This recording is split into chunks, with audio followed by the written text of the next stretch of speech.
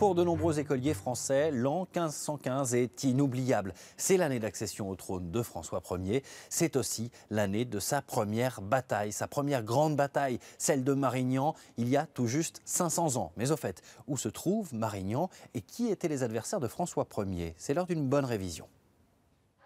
En bonne place dans l'histoire de France, Marignan, 1515, facile à retenir. Ça vous dit quelque chose, Marignan? Marignan, bien sûr, 1515.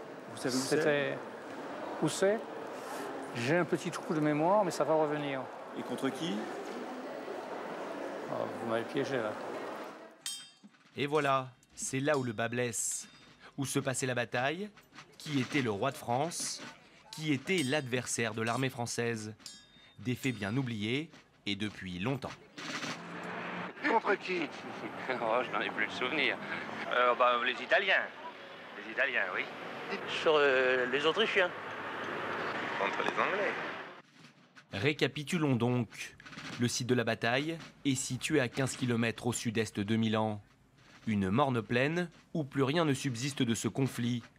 5 siècles ont passé, ici se tenait pourtant le quartier général de François Ier. En 1515, seule la France en bleu est bien reconnaissable. Face à elle, une kyrielle d'États dominée au centre de l'Europe par le Saint-Empire germanique, ici délimité en rouge. Pour François Ier, l'enjeu est de conquérir le richissime duché de Milan, possession de l'Empire germanique. Et maintenant, la bataille.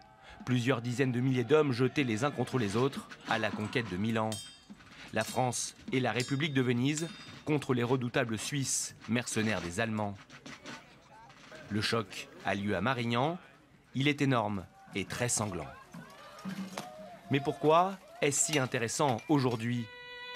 L'explication se trouve à la basilique Saint-Denis, le cimetière des rois de France, devant la tombe de François Ier et sa frise de marbre. Elle offre des détails décisifs concernant la bataille de Marignan. À droite, vous avez l'artillerie. Pour l'une des premières fois de l'histoire de France, l'armée française compte plusieurs dizaines de pièces d'artillerie, canons moyens et lourds. À gauche, vous avez au contraire une vision tout à fait traditionnelle du monarque, équipé en chevalier, qui charge la lance au poing. Comme au Moyen-Âge. Comme au Moyen-Âge. C'est donc l'artillerie qui a fait la différence. Elle sera désormais l'avenir des batailles. En une seule journée, 8000 Suisses sont tués, un quart de l'armée.